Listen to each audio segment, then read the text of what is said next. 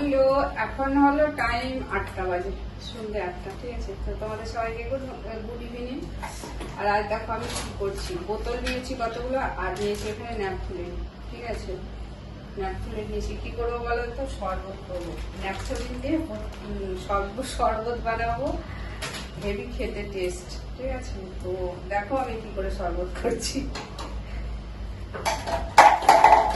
প্রথমে আমি গ্যাসটা জ্বাললাম, জেলে তারপরে দেখো এইটাকে গরম করছি। ঠিক আছে, তো এইটাকে গরম করে এই বোতলগুলোকে ফুটো করব। ঠিক আছে, বোতলের গা গুলোকে এটা দিয়ে এরকম করে ফুটো করবো। বাবা, অনেক গরম করতে হবে, একটু গরমে হবে না। তোমাদের আমি দেখিয়ে দিচ্ছি।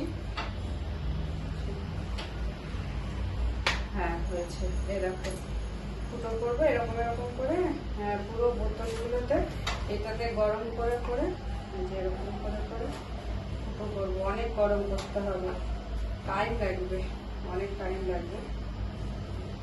পর পর করে আমি ফুটো করে নেব। আমি এই 3টে বোতল আমি এনেছি, 3টে বোতলই এরকম গরম করে ফুটো করে নিই। ফুটো করে তারপরে দেখো শরবত বানাবো। কি করে শরবত বানাবো সেটা দেখো। জল ছাড়া শরবত বানাবো বোতলের মধ্যে ন্যাপথলিন দিয়ে। দেখতে থাকো। তো আমি এরকম করে ফুটো করে নিই, তারপরে তোমাদেরকে দেখাচ্ছি। কেননা এরকম গরম করে ফুটো করতে গেলে অনেকটা টাইম লাগবে, তো সেজন্য ভিডিওটা অনেক বড় হয়ে যাবে। আমি করে নিই, করে তারপরে তোমাদের কাছে করছি। তো আমার 3টে বোতল ফুটো করা হয়ে গেছে, এবার করবো শরবত। দেখতে থাকো। তো ন্যাপথলিনের প্যাকেটটা আমি কেটে নিলাম। ঠিক আছে, এবার সব বোতলগুলোর মধ্যে ন্যাপথলিন ভরবো আমি।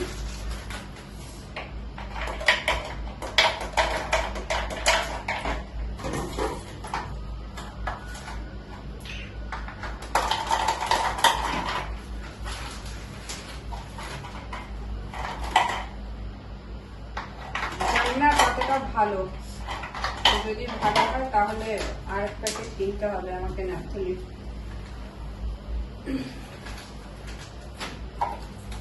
বুঝেছো, আর এক প্যাকেট কিনতে হবে। তো আমি এর মধ্যে 5টা-6টা করে ন্যাপথলিন দিয়ে দিলাম।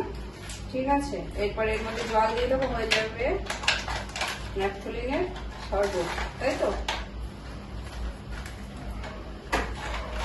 তো চলো বন্ধুরা, এখন আমি ন্যাপথলিনের শরবত বানাবো জল দিয়ে। তো যাই হোক, অ্যাকচুয়ালি আমি ন্যাপথলিনের শরবত বানাচ্ছি না, তোমাদের সাথে একটু ইয়ার্কি মারলাম জাস্ট। মানে সবসময় এরকম ভিডিও বানাতে তোমরা ভাবে কি কতটা ইয়ে থাকে, তাও সেদিন একটুখানি তোমাদের সাথে মজা করলাম। অ্যাকচুয়ালি আমি ন্যাপথলিনের শরবত বানাচ্ছি না। এইটা বোতলটা আমি জমিতে কুমড়ো গাছ আছে অনেক, এবার কুমড়োর প্রচুর ফল হচ্ছে, মানে ছোট ছোট হচ্ছে, কিন্তু সেগুলোতে ভোমরা বলতা আছে, এক ধরনের বলতা, জানো, হলুদ হলুদ বলতা হয়। সেই বলতা মানে প্রত্যেকটা কুমড়ো যে হচ্ছে, মানে ফুল ফুটছে, সঙ্গে সঙ্গে কুমড়ো গুলোকে ফুটো করে পচিয়ে দিচ্ছে।